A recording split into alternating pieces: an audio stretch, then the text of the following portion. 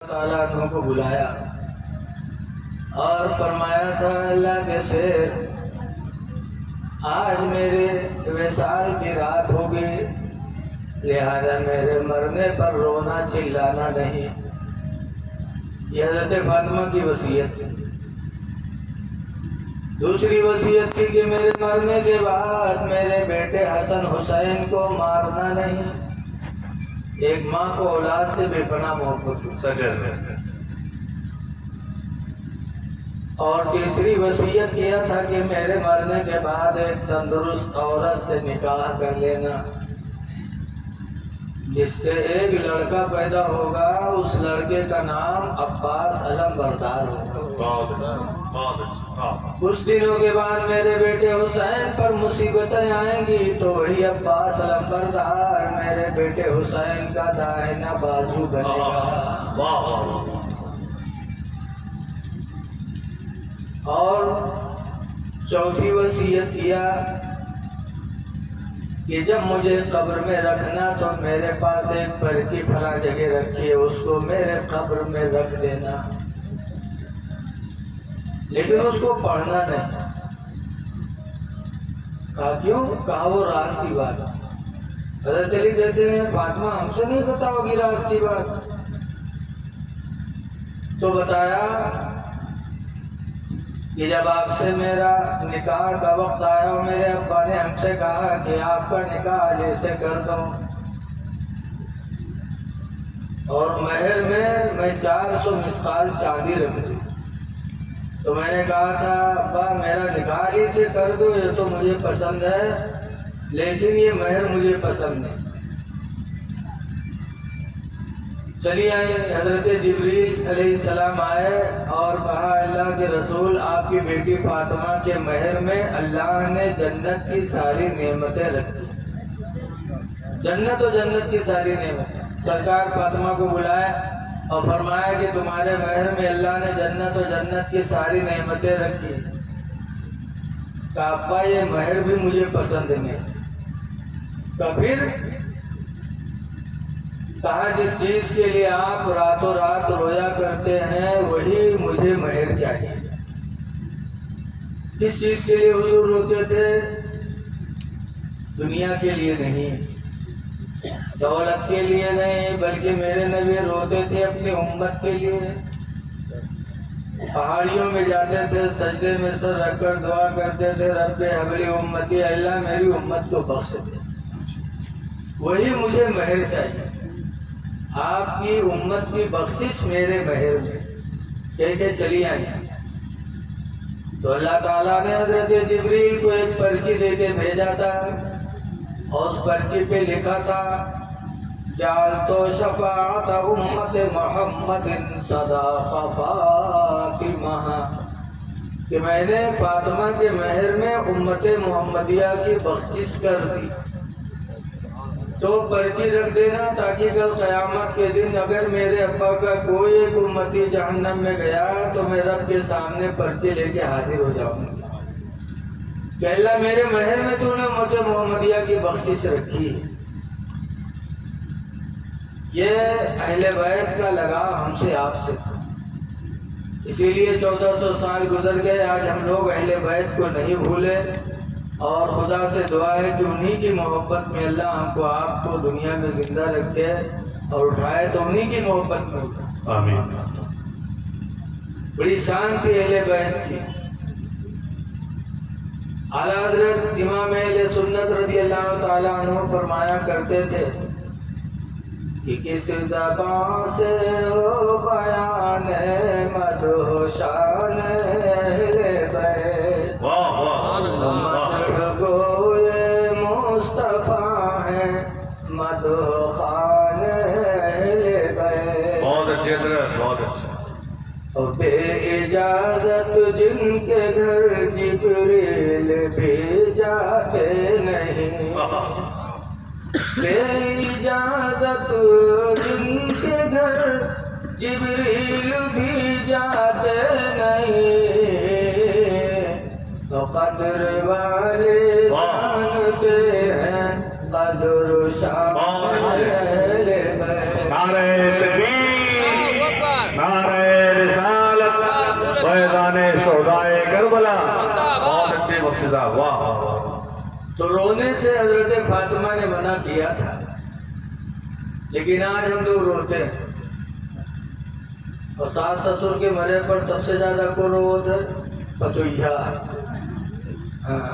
آئے رائے گری دھوں سے، اس کے بعد وہ اٹھائیے پھر گری دھڑام سے، لاگت ہے یہ ساتھ چلتے. زندگی میں یا ساس سسر کے دائرے نے جی اپنی محبت میں اپنے شوہر کو اس طرح فریفتہ کر لیتے کہ اس کو بھی جانے نہیں دیتے، اور مرنے کے بعد روئی ہیں دنیا کا دکھاوے کے لیے کہ ہم ساس کا بہت چاہیے ہیں. یہ مکاری نہیں تو کیا؟ جی. رونے سے کچھ بھلا ہونے والا نہیں. ہر ایک کو دنیا سے جانا ہے. اے لوگوں، ہمیں بھی موت کو ہر وقت یاد رکھنا چاہیے. بے شک بے شک. حضرت عمر فاروق اعظم رضی اللہ تعالیٰ عنہ کے صاحبزادے عبداللہ مدینے کے مدرسے میں پڑھنے جاتے تھے. ایک دن نہیں گئے. کہا بیٹا پڑھنے نہیں گیا؟ کہا جب تک نیا کپڑا نہیں بنواؤ گے نہیں جائیں گے. کہا کیوں؟ کہا پھٹا پرانا کپڑا پہن کر میں جاتا ہوں تو میرے ساتھی ہنستے ہیں کہ ہم لوگ غریب کے بچے، رعایا کے بچے اچھے کپڑے میں آتے ہیں، اور امیر المومنین عمر کے لڑکے عبداللہ پرانے کپڑے میں آتے ہیں. جب تک آپ نیا کپڑا نہیں بنواؤ گے میں نہیں جاؤں گا. تو حضرت عمر فاروق اعظم امیر المومنین تھے، پوری دنیا کے پردھان منتری تھے، سمجھو بادشاہ تھے. لیکن سادگی اور دیانتداری اور ایمانداری کا یہ عالم دیکھو کہ جب لڑکے نے ایک جوڑا کپڑے کا مطالبہ کیا تو اتنے پیسے نہیں تھے کہ نکال کے دے دیتے، کپڑے بن جاتے، بلکہ اپنے خادم سے کہتے یا خادم اذهب الى بیت المال، اے میرے خادم تم بینک چلے جاؤ، وقل لخادم بیت المال، اور جا کر کے بینک کے مینیجر سے کہہ دو یعطی 4 روپیہ علی اسم عمر بن الخطاب دینا، کہ عمر کے نام پر وہ 4 روپیہ قرضہ دے دے. کلما یقضی شہری، جب میرا مہینہ پورا ہوگا تو میری تنخواہ سے کاٹ لیں گے. 4 روپیہ قرضہ مانگ لو.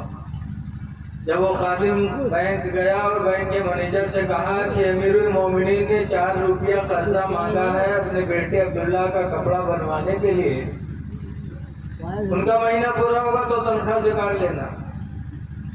تب بینک کے مینیجر نے کہا تھا جا کے امیر المومنین سے کہہ دو کہ اس مہینہ کے مکمل ہونے تک اپنی زندگی کی ضمانت لکھ کے دے دیں کہ مہینہ پورا ہوگا تو تنخواہ کاٹ لیں. جاؤ لکھوا لو کہ مہینہ پورا ہونے سے پہلے ان کو موت تو نہیں آئے گی.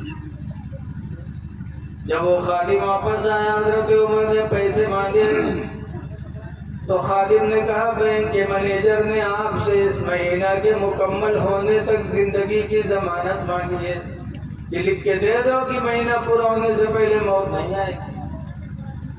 تو حضرت عمر روئے تھے اور رو کر کے اپنے بیٹے عبداللہ کے سر پہ ہاتھ رکھا تھا. فرمایا تھا بیٹا جاؤ پڑھو، کسی حالت میں پڑھتے رہو، اللہ نے زندگی دیا، مہینہ پورا ہوگا تنخواہ ملے گی تو کپڑے بنیں گے.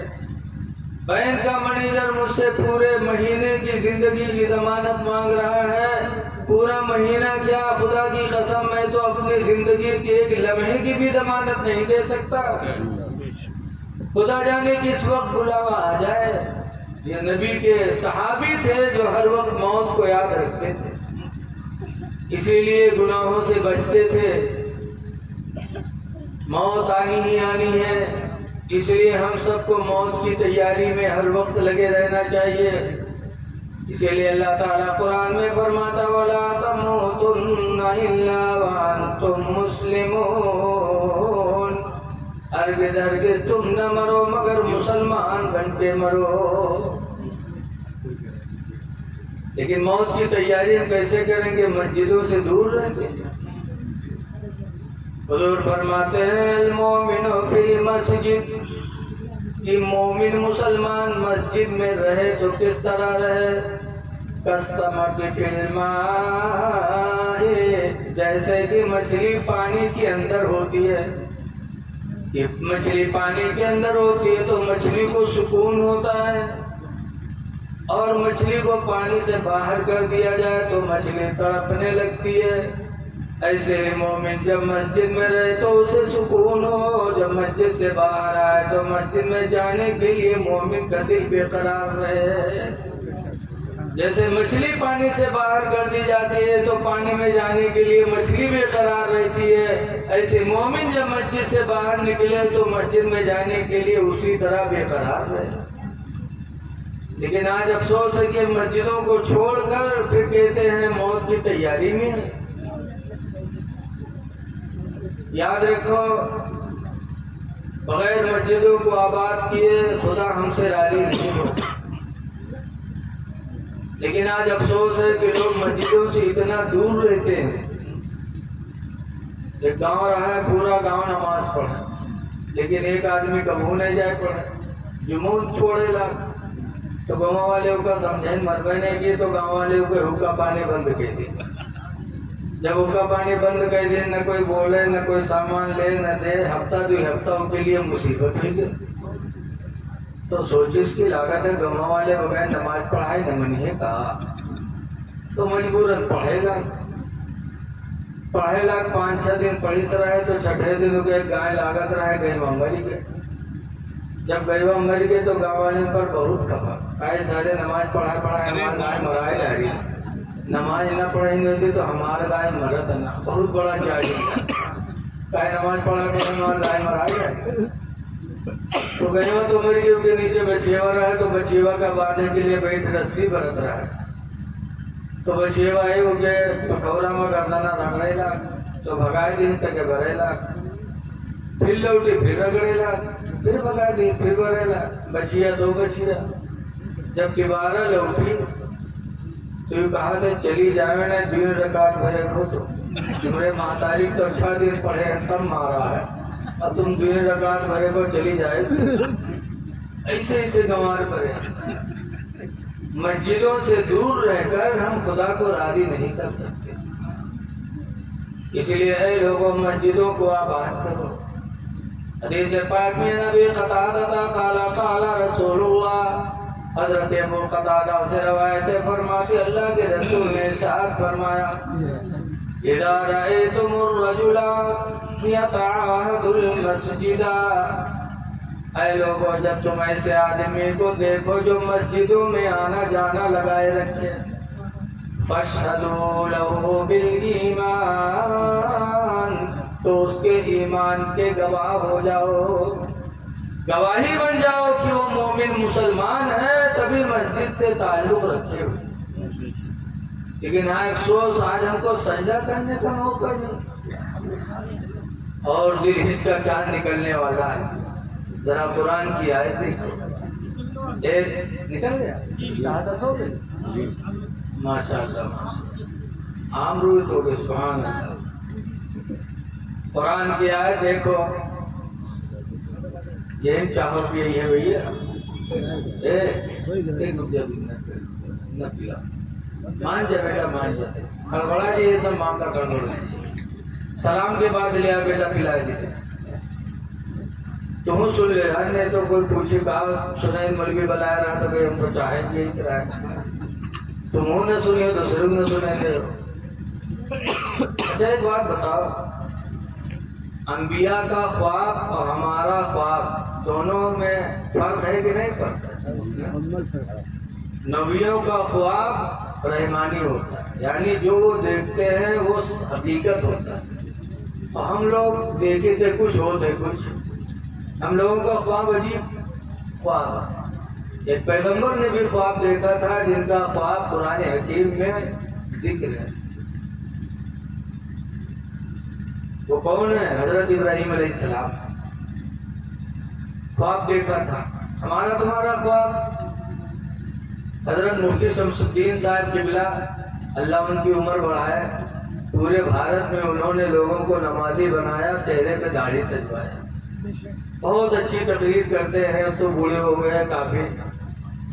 ایک دفعہ چھوٹی تکیہ مدرسے میں ایک آدمی گیا، کہنے لگا حضرت ہم جوان ہو گئے لیکن ابھی بستر پہ یہاں منہ تمہاری تھے، خواب دیکھے تھے کہ کھیتے میں بیٹھے موجود تھے، اس کے بعد آنکھیں کھلے تھے، سب بستر بھیگا رہا تھے، حضرت تعویذ بنائے تھے۔ تو حضرت نے تعویذ بنا دیا، بنوایا کہ آپ پہلے تو دوسرے دن پھر مدرسہ کو تو کہا لگا حضرت کون دشمنی ہمارے ساتھ ہے، کہیں کہا ہے کہیں جاؤ، پہلے پیشابے کری طرح کال تم تعویذ بنا کے دیے، رات میں ہم خواب دیکھا کہ پیخانہ لاگ ہے، گئے کھیتے میں بیٹھے نا، جب مارے دھڑ سے تو دیکھا بسترے پہ یہاں سب دھرا ہے، تو کون تعویذ بنایا، کون دشمنی ہمارے ساتھ ہے، ابھی تک تو پیشابے اترا پیخانہ ہوگا۔ ہمارا آپ کا خواب شیطانی ہوتا ہے، لیکن نبیوں کا خواب، ایک نبی ہے اللہ کے دوست حضرت ابراہیم نے خواب دیکھا تھا، اپنے بیٹے کو بلا کے کہا یا بنیا، اے میرے بیٹا ہوا، انی ارا فی المنام، بے شک میں نے خواب میں دیکھا ہے، انی اذبحک فانظر ماذا تری، کہ میں تجھے ذبح کر رہا ہوں اللہ کی رضا کے لیے، ماذا تری، بول تیری رائے کیا ہے، ذبح کروں، میں نے خواب دیکھا ہے۔ تب بیٹے نے کہا تھا یا ابت افعل ما تؤمر، اے ابا کرو اس کام کو جس کا تمہیں حکم دیا گیا ہے، ستجدنی انشاء اللہ من الصابرین، ابا ان قریب تم مجھے صبر کرنے والوں میں پاؤ گے، انشاءاللہ اگر اللہ نے چاہا تو۔ انشاءاللہ کی قید لگا دی تھی، ایک نبی نے انشاءاللہ کی قید لگائے گا اگر اللہ نے چاہا۔ اب آج ہم لوگ کتنوں کام کرتے ہیں انشاءاللہ کہتے ہی نہیں۔ انشاءاللہ کہنا یہ نبیوں کی بھی سنت ہے اور مومن کی شان ہے کہ ہر کام کو خدا کے اوپر سپرد کرتے ہیں اگر اللہ نے چاہا۔ لیکن آج دولت پانے کے بعد آدمی بہک جاتا ہے، کہتا ہے پیسہ ہمارے پاس ہے، انشاءاللہ کی کیا ضرورت۔ جیسے مولانا عبد المصطفیٰ آدمی لکھتے ہیں کہ گاؤں میں ایک سیٹھ جی رہتے ہیں، سیٹھ جی نکلے اتفاق سے، مسجد کے مولوی صاحب سے ملاقات ہو گئی، مولوی صاحب سلام کیے، سیٹھ جی نے جواب دیا، مولوی صاحب نے پوچھا سیٹھ صاحب کہاں جا رہے ہیں، کہا گھوڑا خریدنے جا رہا ہوں۔ گھوڑا خریدنے کہاں؟ کہا انشاءاللہ لگا لو کہ انشاءاللہ گھوڑا خریدنے جا رہا ہوں۔ کہا تم ملبن پھر یہی نہیں سمجھ میں آوا کہ گھوڑا مارکیٹ میں بکاتے، پیسہ میرے جیبے میں، انشاءاللہ کی کیا بات ہوگا۔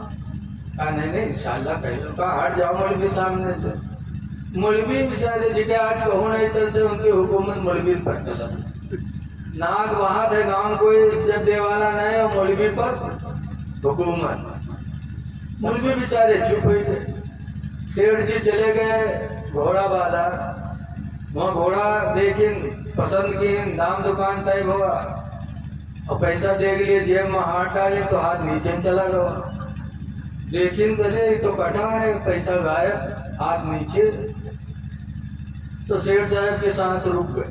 تھوڑی دیر بعد جب سکون ملا تو سیٹھ جی واپس آئے، جب واپس گاؤں پہنچے تو اتفاق سے وہی مولوی پہلے مل گیا۔ مولوی صاحب نے سلام کیا، کہا سیٹھ جی گھوڑا لائے؟ کہا مولوی صاحب انشاءاللہ گھوڑا مارکیٹ گیا، انشاءاللہ گھوڑا بھی دیکھا، انشاءاللہ پسند بھی آ گیا، انشاءاللہ بات چیت بھی طے ہو گئی، انشاءاللہ پیسہ دینے کے لیے جیب میں ہاتھ ڈالا، انشاءاللہ ہاتھ نیچے چلا گیا۔ تو مولوی کہنے بھی انشاءاللہ کے ٹائم چلا گیا، جو ٹائم تھا تم نے کہا نہیں۔ اے لوگو ہر کام خدا کی مرضی پہ چھوڑو، انشاءاللہ وہ کام بہتر ہوگا۔ اسماعیل علیہ السلام نے کہا تھا ابا اگر اللہ نے چاہا تو تم مجھے صبر کرنے والوں میں سے پاؤ گے۔ اللہ کو راضی کرنے کے لیے اپنے بیٹے کو لٹا کے گلے پہ چھری رکھا، اور وہ خدا کو راضی کرنے کے لیے اپنی گردن کٹانے کے لیے تیار ہو گئے۔ اور آج ہم خدا کو راضی کرنے کے لیے مسجدوں کو نہیں جا پاتے، سر نہیں جھکا پاتے۔ ابھی محرم کا مہینہ آئے گا، ہم خوب دھوم سے محرم منائیں گے، لیکن حسین کی زندگی کو نئی نظروں کے سامنے رکھیں گے کہ امام حسین نے شہادت لی تو کس حالت میں؟ سجدے کی حالت میں، سجدے کی حالت میں۔ آپ لوگوں نے سنا ہوگا کہ محرم کی 10 تاریخ کو امام حسین کے سینے پہ چڑھ کے کون بیٹھا تھا؟ بتاؤ، سمر بدنصیب بیٹھا تھا، تلوار نکالی، گلے پہ رکھا، گلا نہیں کٹا۔ سمر ناراض ہوا کہ رات بھر تیز کیا، حسین کا گلا نہیں کاٹا، تو امام حسین نے کہا تھا سمر تمہاری یہ تلوار اس گلے کو نہیں کاٹ سکتی، اس لیے کہ گلا وہ ہے جسے میرے نانا رسول اللہ چوما کرتے ہیں، اگر کاٹنا ہے تو ادھر سے کاٹو۔ ذرا گریبان کھولو۔ جب اس نے گریبان کھولا تو کوڑ کے داغ تھے سینے پہ، تب امام حسین کی آنکھوں میں آنسو آئے تھے۔ کہا تھا سمر میرے نانا رسول اللہ صلی اللہ علیہ وسلم نے فرمایا تھا کہ میری امت میں کوڑی ہوگا جو میرے حسین کو کربلا میں شہید کرے گا، تو وہی کوڑی ہے، اتر جا۔ جمعہ کا دن ہے، آج پورے لوگ نبی اور آل نبی پر ممبروں پہ درود پڑھتے ہوں گے اور تو ان کے آل کے سینے میں بیٹھا ہے۔ اتر جا، مجھے بھی رب کی بارگاہ میں سجدہ کر لینے دے۔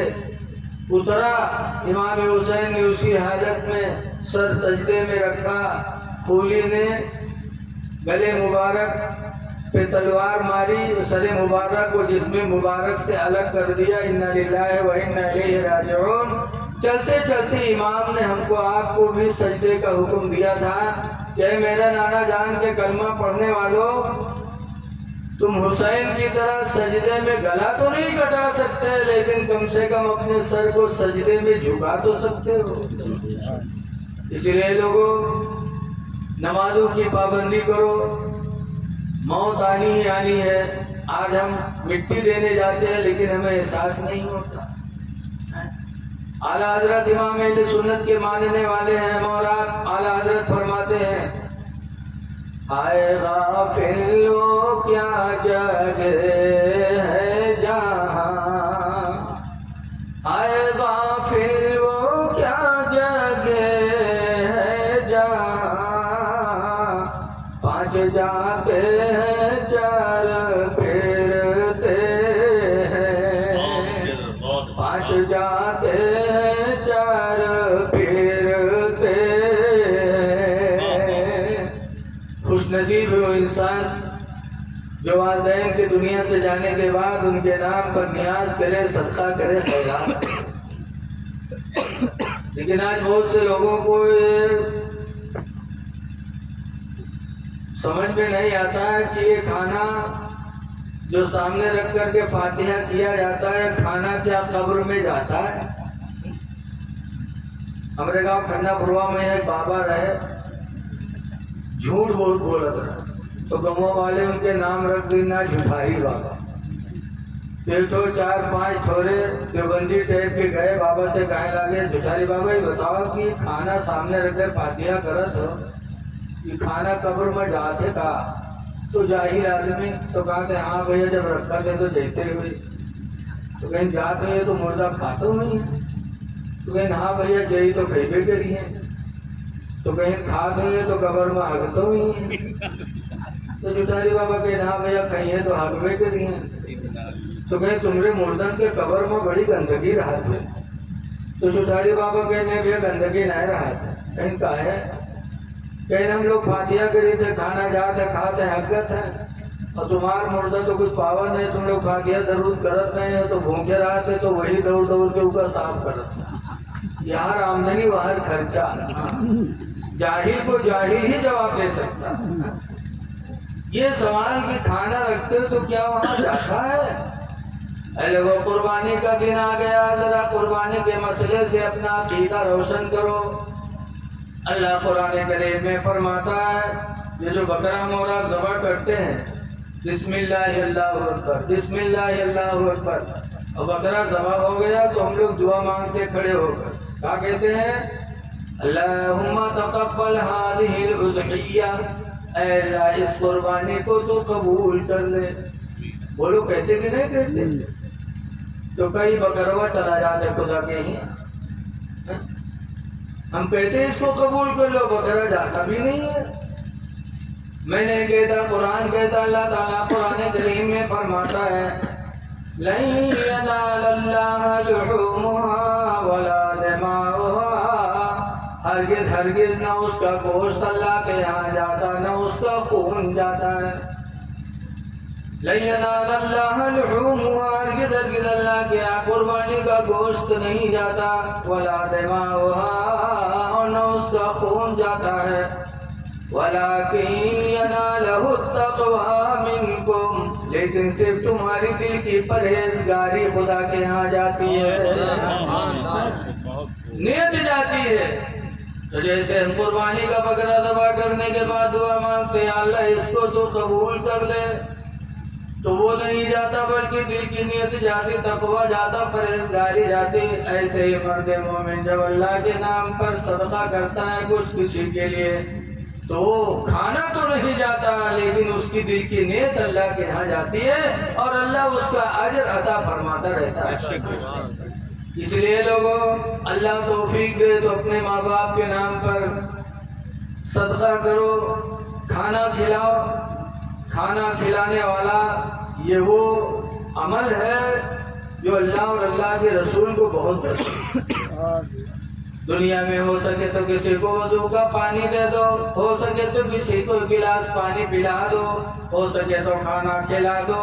یہ وہ نیکیاں ہیں جو کبھی برباد ہونے والی نہیں ہیں۔ حدیث پاک میں کہ قیامت کے دن اللہ تعالیٰ حساب لے گا، حساب لینے کے بعد نیکی کرنے والے جنت میں جائیں گے، برائی کرنے والے جہنم کی طرف جائیں گے۔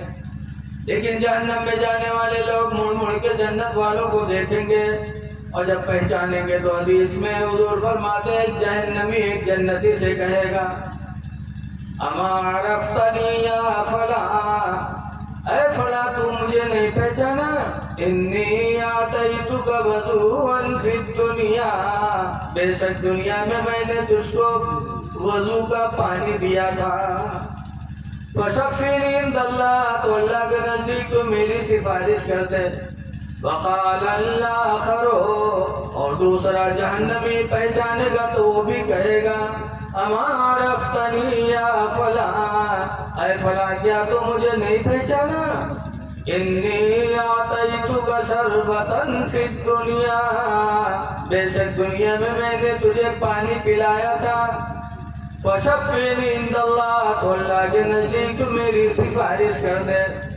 حضور فرماتے فیشفعانی، تو دونوں جنتی دونوں کے لیے شفاعت کریں گے، فیشفعان، تو دونوں کی شفاعتیں قبول ہو جائیں گی اور وہ دونوں جہنمی بھی بخش دیے جائیں گے۔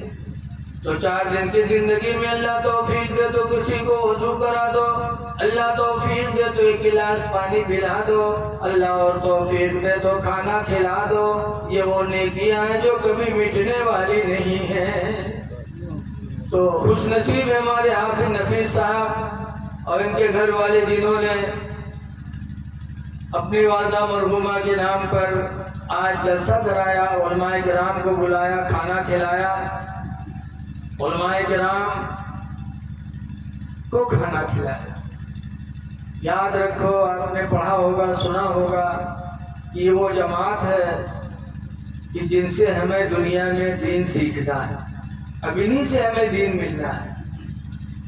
اس لیے ہم اپنے عالموں کی قدر کریں، اماموں کی قدر کریں اور اللہ کو راضی کرنے کے لیے قربانی بھی کریں۔ حضرت اسماعیل علیہ السلام کو جب ذبح کیا تھا تو آپ نے سنا ہے کہ دمبا لایا گیا تھا اور دمبا ذبح ہوا۔ وہ کون سا دمبا تھا؟ مولانا عبدالقادر کھتری علیہ رحمت و رضوان بمبئی میں عاشورہ کے روز بول رہے تھے، سندھی گلی چور بازار میں سید العلماء کی موجودگی میں بول رہے تھے۔ میں نے سنا حضرت فرماتے تھے کہ یہ دمبا کون سا دمبا تھا؟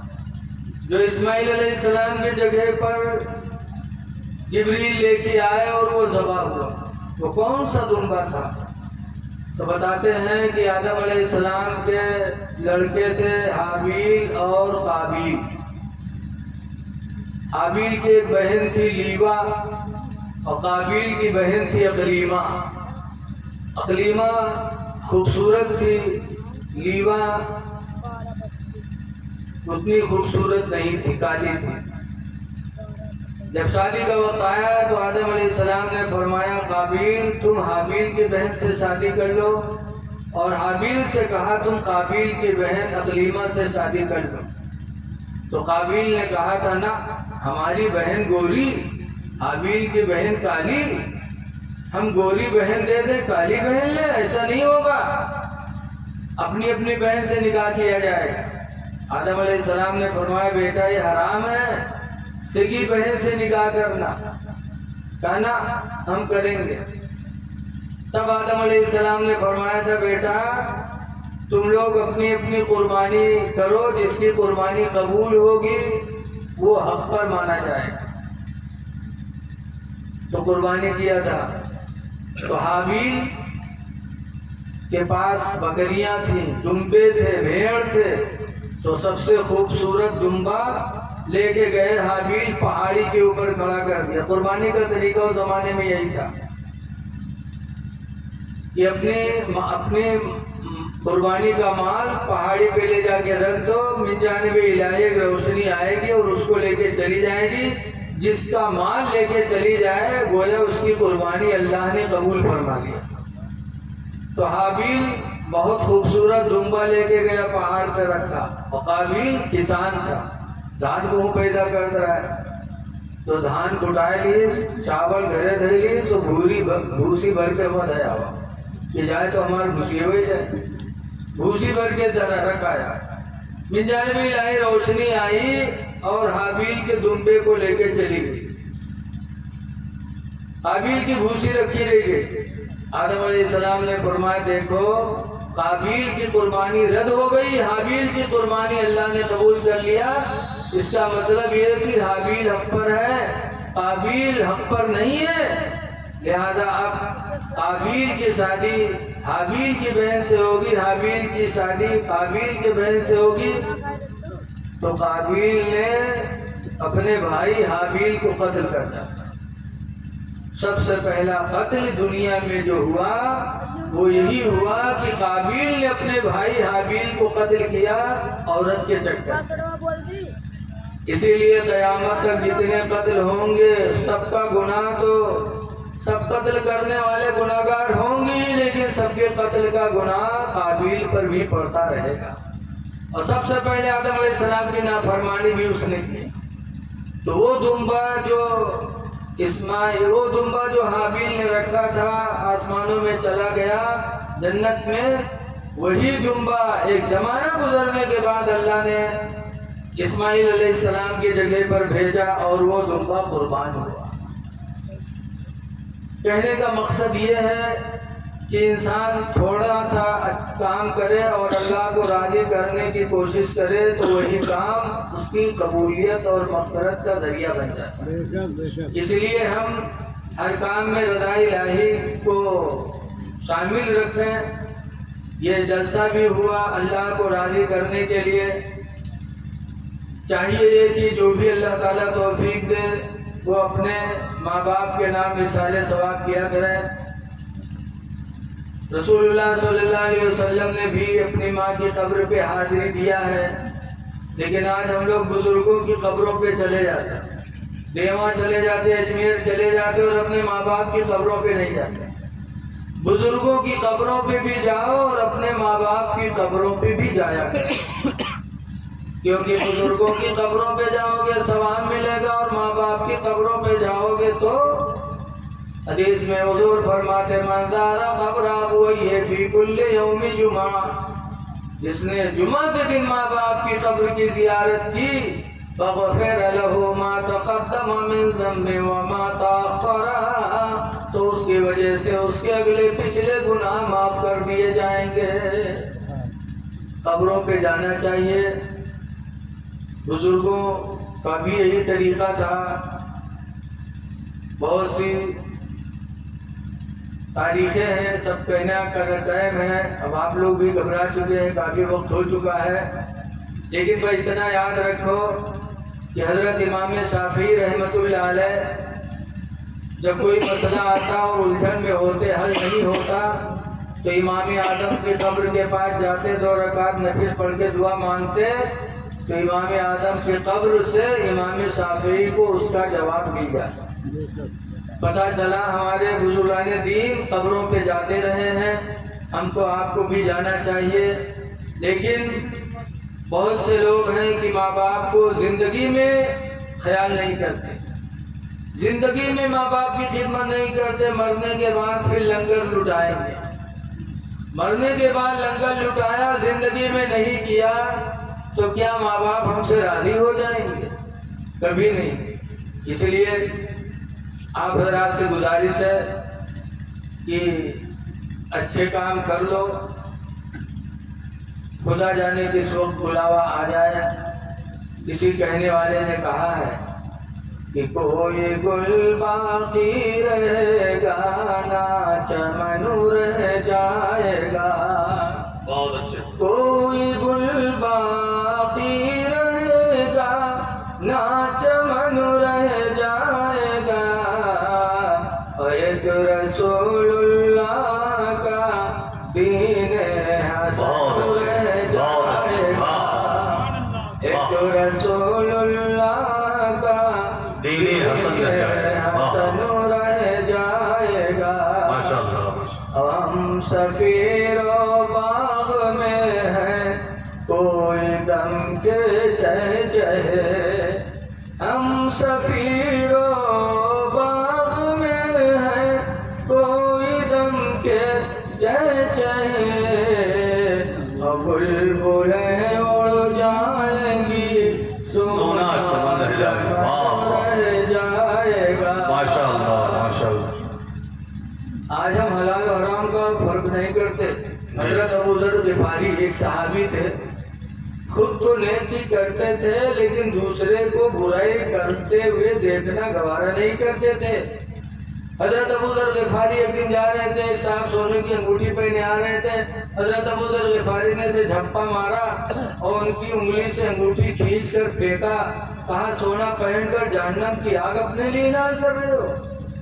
वो साहब गए हुजूर से शिकायत किया कि हुजूर, अबू ज़र को मना करना था, मना करते मैं निकाल देता, लेकिन उन्होंने तो ऐसा खींचा कि मेरी उंगली जख्मी हो गई। हुजूर ने अबू ज़र को बुलाया, कहा, अबू ज़र नरमी करो, नरमी। फिर एक दफा चले गए खाने काबा का तवाफ करने। तवाफ कर रहे थे, एक साहब कुर्ता पहने और कालर नोकीले लगाए तवाफ कर रहे थे। अबू ज़र ग़िफ़ारी ने देखा तो पकड़ा और कालर फाड़ डाला।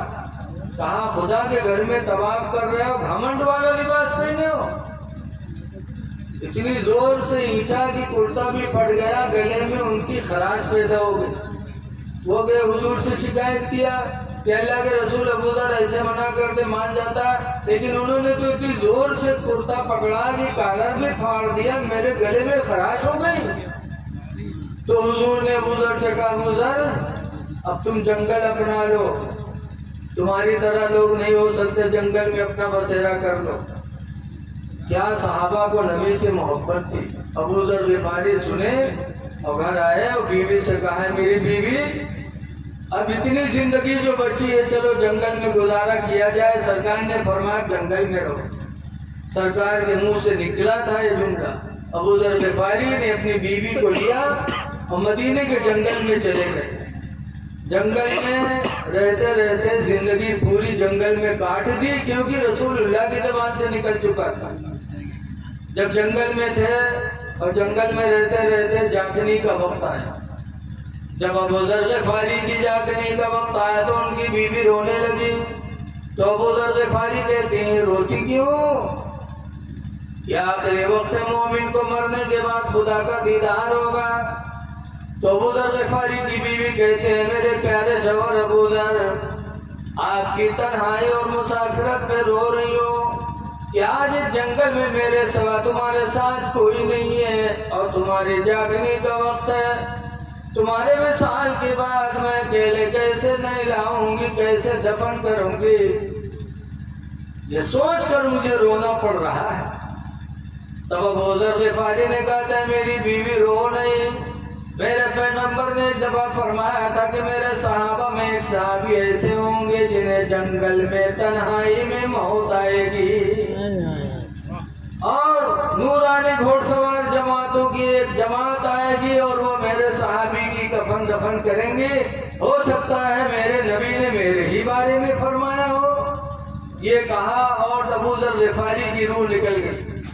ابو ذر غفاری کی بیوی کہتے میں رو ہی رہی تھی، اتنے میں نورانی چہرے والے گھوڑ سواروں کی جماعت کفن کی گٹھری باندھ کے تشریف لیا اور میرے شوہر کو نہلایا، دفنایا۔ کہنے کا مقصد یہ ہے کہ رسول اللہ صلی اللہ علیہ وسلم کے صحابی نبی سے کتنی محبت کرتے تھے، ہم کو آپ کو بھی کرنا چاہیے۔ بس آپ حضرات سے ہی گزارش ہے کہ آپس میں مل جل کے رہو، بھائی چارگی بنا کے رہو، ایک دوسرے کی مدد کرو، ایک دوسرے کو کھانا کھلاؤ، چاہے کوئی ہندو ہو چاہے کوئی مسلم ہو۔ ہندو مسلم نہ دیکھو بلکہ دیکھو میرا پڑوسی ہے، اس کی ہم مدد کریں گے، خدا ہم سے راضی ہو جائے۔ حضور نے مومن کی پہچان بتائی حدیث میں، من کانا منکم مومنا، تم میں کا جو مومن ہو فلیکرم ضیفہ، تو اپنے مہمان کی عزت کرے، ولا یؤذ جارہ، اور اپنے پڑوسی کو تکلیف نہ دے، کوئی بھی ہو۔ تو اللہ تعالیٰ ہم کو آپ کو اعمال صالحہ کی توفیق عطا فرمائے، آمین۔ اور جو کچھ کہا گیا اللہ اس کو قبول فرما کر ہمارے حافظ نفیس صاحب کی والدہ کی مغفرت فرمائے۔ میں انہی باتوں کے ساتھ اپنی تقریر ختم کر رہا ہوں، کھڑے ہو جائیے، صلاۃ و سلام پڑھیے۔ بیٹھیے۔